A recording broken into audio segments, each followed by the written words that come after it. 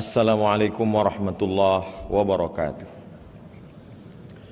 Alhamdulillahilladzi bi ni'matihi tatimmus shalihat. Wassalatu wassalamu ala sayyidis sadat wa ala alihi wa ashabihi ahlil fadaili wal karamat. Allahumma 'allimna ma yanfa'una wanfa'na bima 'allamtana innaka antal alimul hakim. Rabbi shrah li sadri wa yassir li amri wahlul 'uqdatam min lisani yafqahu qawli. Allahumma shalli wa sallim ala sayyidina Muhammad wa ala alihi wa ashabihi wa man tabi'ahum bi ihsanin ila yaumiddin, amma ba'd.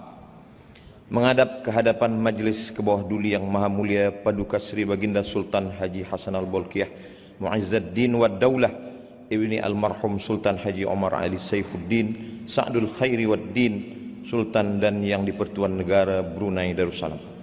Ampun beribu-ribu ampun, dengan segala penuh hormat serta ta'zim, hamba ke bawah duli Tuan Patik menjunjung limpah kurnia perkenan ke bawah duli Tuan Patik bagi menyampaikan ceramah ini kepada para hadirin dan hadirat di majlis sambutan Isra dan Mi'raj peringkat negara bagi tahun 1446 Hijrah dengan menggunakan bahasa biasa dalam ceramah yang akan hamba ke bawah duli Tuan Patik sampaikan ini.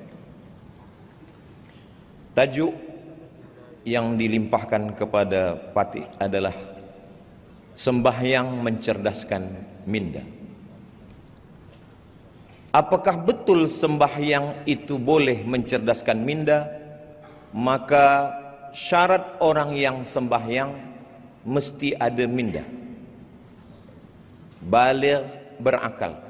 Walaupun dia baligh, umur sampai, tapi kalau tidak berakal maka dia tidak wajib sembahyang.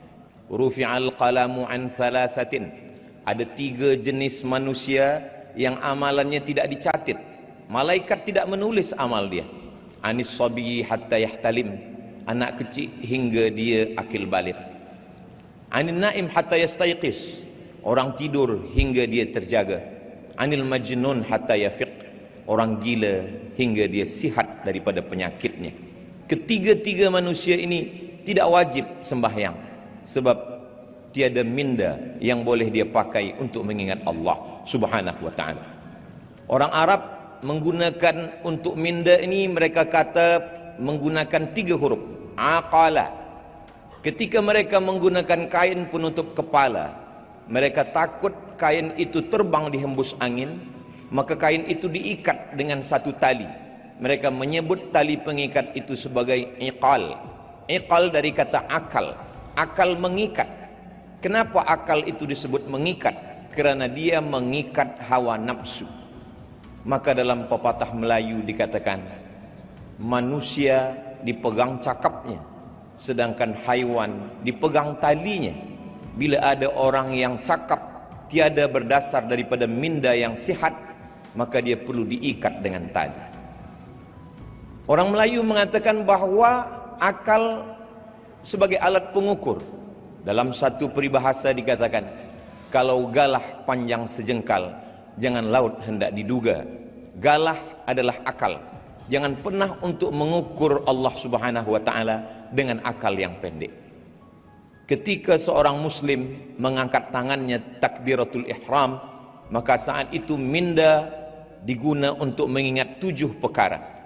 Yang pertama, saya sedang sembahyang, usalli. Sembahyang saya sembahyang fardu, bukan sunat. Sembahyang saya sembahyang zuhur, bukan asar, bukan maghrib, bukan isya, bukan subuh. Selepas itu dia katakan, usalli fardal maghribi, 3 rakaat, 4 rakaat, 2 rakaat. Dia katakan arba'a rakaatin. Adaan, bukan qada, bukan i'adah, lillahi ta'ala. Itulah yang terkumpul dalam talaffuz bin niat usalli yang diucapkan setiap muslim. Usalli fardaz zuhri arba'a raka'atin adaan ma'muman lillahi ta'ala. 7 perkara itu dia ingat kuat-kuat. Pada saat itu minda dia sedang dicerdaskan dengan mengingat perkara-perkara itu. Jika ada seorang muslim kerana sibuk dengan sosial media, dengan televisi, kemudian dia lupa mengingat sesuatu, lalu dia angkat takbiratul ihram, maka sepakat semua mazhab batallah solatnya. Dalam mazhab yang kita pakai, mazhab Melayu, di bumi Melayu mazhab Imam Muhammad bin Idris Asy-Syafi'i, niat di dalam takbiratul ihram, muqaranah namanya, disebut dengan muqaranah karena sejalan antara niat dengan takbir. Ketika seorang muslim mengatakan Allahu Akbar, maka saat itu di dalam takbir itu saya sembahyang fardu zuhur 4 rakaat, 4 rakaat adaan makmuman atau imaman lillahi ta'ala. Seandai pun dia pakai mazhab yang lain, mazhab Imam Hanafi, mazhab Imam Maliki, mazhab Imam Syafi'i, niat tetap sebelum takbiratul ihram. Tidak ada satu pun mazhab yang berniat selepas takbiratul ihram. Bila seorang tidak menggunakan mindanya pada takbir itu, kemudian dia mengangkat tangan Allahu Akbar, selepas itu dia ragu zuhur kah, asar, maghrib kah atau isya, maka batallah salatnya menurut semua mazhab. Begitulah Allah Subhanahu wa taala ingin supaya seorang muslim tajam akal dan fikirannya, supaya dia senantiasa menjaga mindanya. Lalu kemudian setelah itu dia menyerahkan semua perkara kepada Allah Subhanahu wa taala. Ada 3 yang melalaikan manusia. Yang pertama, Allahu Akbar, Allah yang maha besar. Yang lain daripada itu, masalah hidupnya, ujian hidupnya, semuanya kecil di hadapan Allah, maka dia katakan Allahu Akbar kabira. Lalu kemudian selepas itu dia serahkan semua pujian milik Allah, walhamdulillahi katsira. Selepas itu baru dia katakan diri hamba kepada Allah penuh dengan silap salah dan dosa, dosa mata hingga ke ujung kaki. Selepas itu dia katakan wa subhanallahi bukaratan wa asila. I'jabul mar'i binafsihi unwanu dha'fi aqlihi. Kekaguman, ujub terhadap diri manusia adalah punca daripada kelemahan minda. Minda yang kuat merasa diri bukan apa-apa, la haula wala quwata illa billahil aliyil azim. Ada 3 kerja minda. Yang pertama mengingat, yang kedua berfikir, yang ketiga sadar, kesadaran, awareness. Sekarang banyak orang yang tidak sadar apa yang dia katakan, apa yang dia ucapkan, apa yang dia perbuat. Maka ketika salat orang sedang menjaga kesadarannya. Muslim mengatakan sadar itu adalah khusyuk. Wa khasha'atil aswatu lirrahman. Suara-suara semua bersimpuh sujud kepada Allah Subhanahu wa taala. Ketika orang sedang salat, maka dia menggunakan minda untuk mengingat apa yang dia katakan, apa yang dia baca. Syekh Ali Jum'ah mengatakan untuk membantu kekhusyuan maka nafas mesti diatur. Dalam takbiratul ihram 1 nafas Allahu Akbar. Dalam iftitah muslim boleh membaginya ke dalam 4 nafas. Allahu Akbar kabiran walhamdulillahi katsiran wa subhanallahi bukratan wa asila. Wajjahtu wajhiya lilladzi fataras samawati wal arda hanifan musliman wa ma ana minal musyrikin. Inna salati wa nusuki wa mahyaya wa mamati lillahi rabbil alamin. La syarika lahu wa bidzalika umirtu wa ana minal muslimin. Apakah Nabi Muhammad SAW itu kalau salat mulutnya bergerak atau diam sahaja? Tabi'in tidak pernah melihat Nabi. Maka tabi'in yang tidak pernah berjumpa melihat Nabi bertanya kepada sahabat Nabi. Sahabat itu bernama Khabbab ibnul Arth. Ya Khabbab, wahai Khabbab, apakah Nabi itu kalau sembahyang mulutnya bergerak? Kata Khabbab, ya, Nabi itu kalau sembahyang mulutnya bergerak. Maknanya dia membaca, bukan diam. Kalau mulut Nabi bergerak, dari mana engkau boleh mengetahui mulut Nabi itu bergerak? Khabbab menjawab, saya tahu mulut Nabi bergerak karena saya melihat bittirabi lihyatih, kerana janggut Nabi bergerak. Janggut Nabi bergerak kerana rahangnya bergerak. Rahang bergerak kerana mulut membaca. Itulah mengapa sembahyang itu disebut dengan qiraah, bukan mutala'ah. Kalau membaca di dalam hati, bahasa Arabnya mutala'ah. Tapi kalau membaca dengan mulut berbunyi, maka disebut dengan qiraah. Apakah bersuara atau tidak? Kalau suara kita didengar orang lain, namanya waswasa. Alladzi waswisu, berbisik. Tapi kalau suara itu hanya didengar oleh kita sendiri, maka disebut dengan hamsah. Maka saat membaca itu, seorang muslim mengeluarkan suara, tapi seagak-agak hamsah, hanya telinganya saja yang mendengar. Allahu akbar kabira, walhamdulillahi katsira, wa subhanallahi bukratan wa asila. Ketika sedang salat, seorang muslim yang miskin, dia sedang dinaikkan darjahnya ke tempat yang tinggi. Seorang muslim yang kaya, dia sedang disedarkan dirinya bahwa dia tiada punya apa-apa. Saat itu dia sedang berkata, inna salati wa nusuki wa mahyaya wa mamati lillahi rabbil alamin. Kemana dia menghadap?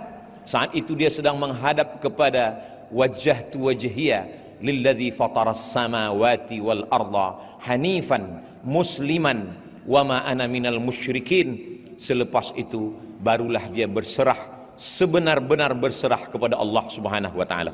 Semua yang mengganggu dalam hati, dalam fikiran, dalam bisikan telinga, dalam lintasan hati, dia halau. Semua itu dia halau dengan ta'awuz. Dalam mazhab Syafi'i, ta'awuz, a'udzubillah, diucapkan dalam setiap rakaat. Kalau salat zuhur 4 kali ta'awuz. A'udzubillahi minasyaitonir rajim. Mengamalkan firman Allah, idza qara'tal Qur'an, kalau engkau membaca Al-Quran, fasta'iz billah, mintalah perlindungan kepada Allah Subhanahu wa taala. Manusia senantiasa merasa takut, merasa cemas, merasa sendiri, maka pada saat itu dia sedang merasa besar. Saya bersama dengan Allah. A'udzubillah minasyaitonir rajim. Setelah itu barulah dia sadarkan dirinya bahwa dia dalam rahmat kasih sayang Allah. Bismillahirrahmanirrahim. Rahman juga sayang, Rahim juga sayang. Apa beza Rahman dan Rahim? Rahman semua mendapat. Yang beriman mendapat, yang tak beriman pun dapat. Yang baik dapat, yang tak baik pun dapat. Rahman. Tapi Rahim, yang dapat hanya orang beriman sahaja. Itulah mengapa Allah menyandingkan Ghafur dengan Rahim. Tak pernah ada ayat Ghafurur Rahman, kerana ampunan diberikan Allah hanya kepada orang yang percaya. Wa kana Allahu ghafuran rahima. Setelah itu dia berdialog dengan Allah, dia berkata-kata dengan Allah. Kalau ingin bercerita dengan Allah, maka tegakkanlah salat. Ketika seorang hamba sedang berkata, alhamdulillahi rabbil alamin, Allah membalas. Apa kata Allah? Hamidani abdi, hambaku sedang memuji aku. Setelah itu hamba itu berkata, Ar-Rahmanir Rahim. Lalu kemudian Allah menjawab, apa kata Allah? Asna alayya abdi, hambaku sedang memuliakan aku. Maliki yaumiddin. Apa kata Allah? Majjadani abdi, hambaku sedang mengagungkan aku. Kemudian hamba itu berkata, Iyyaka na'budu wa iyyaka nasta'in. Apa jawab Allah? Sa'alani abdi, hambaku sedang meminta kepadaku. Ihdinas siratal mustaqim. Apa jawab Allah? Wali abdi ma sa'al, hambaku mendapatkan apapun yang dia mintakan. Sesungguhnya ketika orang sedang melaksanakan salat, mindanya, akalnya, fikirannya sedang fokus, sedang khusyuk, dia sedang bersama dengan Allah Subhanahu wa taala. Ujian hidup menyebabkan manusia sakit secara mental, maka perlu kesehatan mental. Maka pada saat itu dia pilihkan ayat yang membuat dia merasa diperhatikan Allah Subhanahu wa taala. Beban hidup seorang hamba menjalani segala kesusahan, kepahitan hidup. Maka pada saat itu apa ayat yang dia baca? Alam nashrah laka sadrak. Bukankah belum kulapangkan dadamu, kata Allah.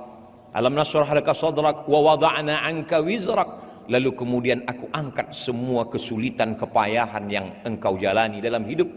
Lalu kemudian alladzi anqadha dhahrak, semua yang membebani pundakmu. Wa rafa'na laka dzikrak, kami akan mengangkat namamu, kami akan membuat engkau selalu dikenang sepanjang zaman.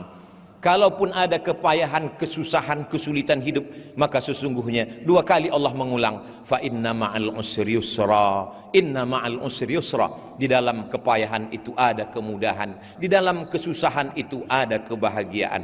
Fa idza faraghta fansab, kalau engkau selesai dari satu ibadah, jangan lupa, jangan lalai, fansab, pindahlah ke ibadah yang lain. Wa ila rabbika farghab, jangan lupa selalu berharap kepada Allah Subhanahu wa ta'ala. Setelah itu dia pun salah, diambil dari kata salah. Salah maknanya tulang belakang yang membengkok dan membungkuk. Salah maknanya membengkokkan tulang belakang menghadap Allah. Saat itu seorang hamba membungkuk kepada Allah dan dia berkata, Subhana rabbiyal azimi wa bihamdih. Selepas itu dia angkat kepalanya dan berkata, Sami'allahu liman hamidah. Selepas tulang belakang itu lurus kembali, lalu dia ucapkan dalam mazhab Syafi'i, Rabbana lakal hamdu mil'us samawati wa mil'ul ardi wa mil'u ma syi'ta min syai'im ba'du. Selepas itu 7 anggota badannya dia lekatkan ke tanah, 2 ujung kaki, 2 lutut, 2 tapak tangan, 1 kening. Di saat itu dia berkata, Subhana rabbiyal a'la wa bihamdih. Apa kata Nabi SAW? Aqrabu ma yakunul abdu min rabbih wa huwa sajid. Seorang hamba sangat dekat dengan Allah ketika dia sedang bersujud. Disitulah letak keadilan Allah. Seandainya Nabi mengatakan orang paling dekat dengan Allah ketika dia di Makkah, menangislah orang miskin. Bagaimana dia boleh sampai ke Baitullah? Seandainya Nabi mengatakan orang paling dekat dengan Allah ketika dia sedang di padang Arafah, betapa orang susah tak mendapatkan kemuliaan itu. Tapi betapa adilnya Allah. Apa kata Nabi? Aqrabu ma yakunul abdu min rabbih wa huwa sajid. Orang paling dekat dengan Allah ketika dia sedang bersujud. Yang miskin dan yang kaya, rakyat jelata siapapun jua, boleh menempelkan keningnya ke lantai dan berbisik. Kalau makhluk di bumi tak ada lagi tempat mengadu, kawan sudah menjadi lawan, sahabat menikam dari belakang, menggunting dalam lipatan, menjegal kawan seiring, maka saat itu berbisiklah ke tanah, maka malaikat di langit akan mengabulkan segala doa-doa. Subhana rabbiyal a'la wa bihamdih. Di saat duduk di antara 2 sujud, itulah doa yang paling panjang. Walaupun duduk antara 2 sujud itu paling pendek dalam sembahyang, tapi sesungguhnya seorang mukmin doa yang paling panjang, 8 permohonannya kepada Allah. Rabbighfirli warhamni wajburni warfa'ni warzuqni wahdini wa'afini wa'fu anni. Itulah doa yang paling panjang. Dalam tegak, dalam ruku', dalam sujud, tak ada permohonan sampai 8 permohonan itu duduk di antara 2 sujud. Tapi banyak orang tiada menggunakan minda untuk mengingat apa yang dia minta kepada Allah Subhanahu wa ta'ala. Selepas itu di sujud terakhir dia berkata, meminta kepada Allah. Kalau dia boleh menggunakan bahasa Arab, dia mengadu kepada Allah. Kalau dia tanpa guna bahasa Arab, dengan guna bahasa apapun Allah Maha tahu. Wa na'lamu ma tuwaswisu bihi nafsuh. Kami tahu apa yang berbisik-bisik di dalam hatimu. Selepas itu, selepas bermunajat, dia lepaskan segala kepayahan, kesulitan, kesusahan hidupnya. Setelah itu dia pun menyaksikan mi'raj. As-salatu mi'rajul mu'min. Sembahyang itu adalah mi'rajnya orang beriman. Ketika Sayyidina Muhammad sallallahu alaihi wasallam Isra dan Mi'raj, riwayat ini disebutkan oleh Imam Al-Alusi, disebutkan juga oleh Imam Badruddin Al-Aini, disebutkan juga oleh Imam Al-Qastullani, disebutkan juga oleh Imam Asy-Sya'rani. Riwayat ini masyhur dalam kitab-kitab tafsir dan tasawuf. Ketika Nabi sallallahu alaihi wasallam berdialog dengan Allah, apa kata Nabi Muhammad sallallahu alaihi wasallam? At-tahiyatul mubarakatu salawatu tayyibatu lillah. Semuanya milik engkau ya Allah. Lalu kemudian apa kata Nabi selepas berkata at-tahiyatul mubarakatu salawatu tayyibatu lillah? Allah menjawab ucapan itu dengan ucapan assalamu alayka ayyuhan nabiyyu wa rahmatullahi wa barakatuh. Dijawab oleh Allah Subhanahu wa taala, assalamu alayka ayyuhan nabiyyu wa rahmatullahi wa barakatuh. Keselamatan, kerahmatan, keberkahan untukmu wahai Muhammad sallallahu alaihi wasallam. Dijawab oleh Rasulullah, wassalamu alaina wa ala ibadillahis salihin. Nabi tidak ingin salam itu hanya untuk dirinya, dia ingin salam itu melimpah. Wassalamu alaina wa ala ibadillahis salihin. Setelah itu semua malaikat-malaikat bersyahadat, asyhadu an la ilaha illallah wa asyhadu anna Muhammadan Rasulullah. Itu hanya dapat difahami oleh orang yang mindanya hidup, mindanya cerdas. Setiap hari dilatih, dibiasakan. Pada saat itu dia sedang bersama dengan Allah Subhanahu wa ta'ala. Kun ma'allah, hendaklah engkau bersama dengan Allah. Illam takun ma'allah, kalau bukan bersama dengan Allah, bersamalah dengan orang-orang yang ketika engkau bersama dengan mereka, hatimu sejuk, selalu berasa bersama dengan Allah Subhanahu wa ta'ala. Andai dia cukup dengan salawat Ibrahimiyah, dengan menyertakan nama Nabi Ibrahim, kama barakta ala Ibrahim wa ala ali Ibrahim fil alamin innaka Hamidum Majid.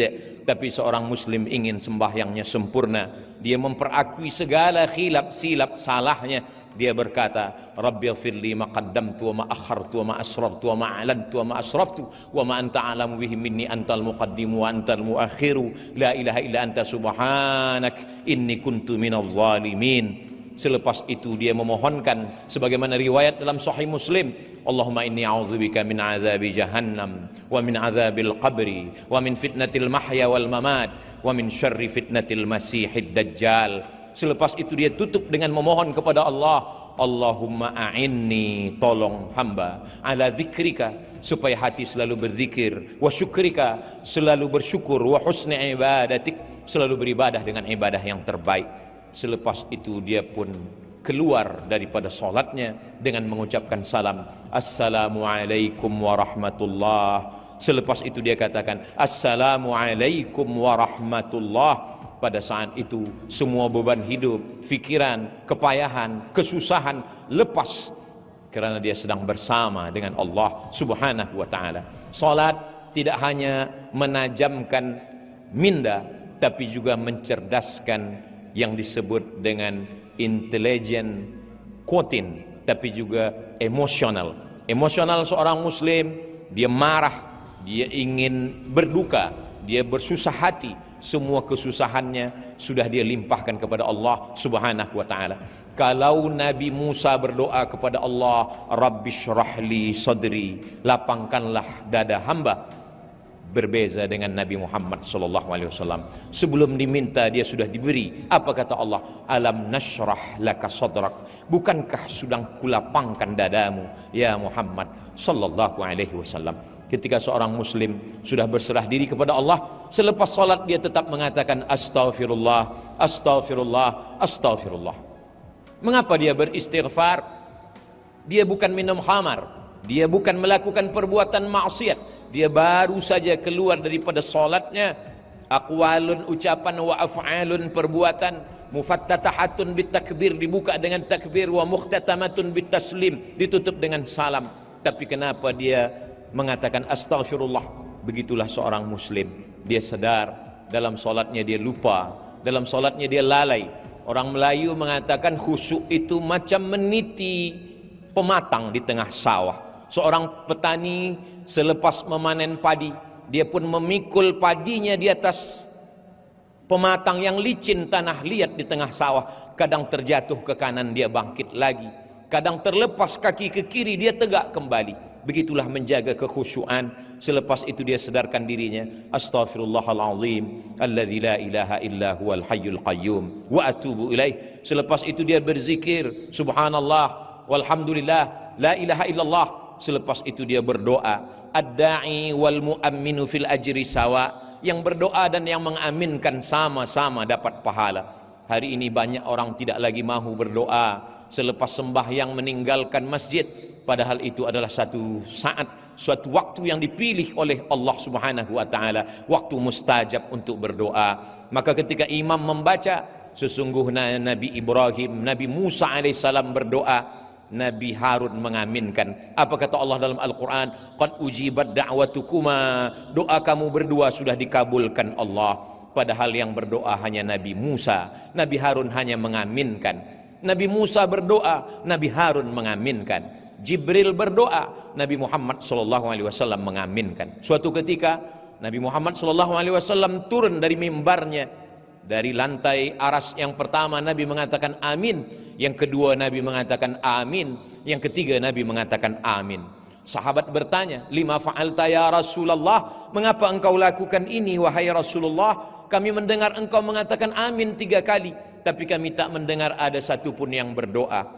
Nabi Muhammad SAW mengatakan, saya baru saja mendengar malaikat Jibril berdoa, 3 doa Jibril. Bu'adan liman adraka Ramadan falam yughfar lah. Celakalah orang yang berjumpa dengan Ramadan tapi tidak diampunkan dosanya. Maka Nabi Muhammad SAW mengatakan amin. Yang kedua, bu'adan liman adraka walidahul kibara ahaduhuma aw kilahuma falam yudkhilahul jannah. Binasalah orang yang berjumpa dengan ayah ibunya tapi dia tidak berbakti kepada mereka berdua sehingga dia tidak masuk surga. Maka Nabi mengatakan amin. Yang ketiga, bu'dan liman dzukirta walam yusalli alaika. Celakalah orang yang ketika disebut namamu tapi dia tidak mahu berselawat kepadamu. Allahumma salli ala Sayyidina Muhammad wa ala ali Sayyidina Muhammad. Nabi mengatakan amin. Itulah dalil para ulama kita mengaminkan doa para imam. Dan ketika kita berzikir, malaikat-malaikat memanggil malaikat yang lain, halummu ila hajatikum. Wahai malaikat yang lain, marilah kemari. Inilah yang kamu cari, majlis-majlis zikir. Selepas berzikir dan berdoa, lalu kemudian semua malaikat-malaikat itu berkata, qumu maghfuran lakum. Tegaklah berdiri, kamu semua sudah diampunkan Allah Subhanahu wa taala. Keluar dari masjid, semua mengucapkan doa, Allahumma inni as'aluka min fadlik. Kenapa ketika masuk masjid Allah maftahli abwaaba rahmatik? Kerana di dalam masjid malaikat sudah menunggu dengan doanya. Allahumma firlahu warhamhu, Allahumma firlahu warhamhu. Curahkan rahmatmu untuk mereka. Tapi ketika manakala keluar dari masjid, kita meminta Allahumma inni as'aluka min fadlik.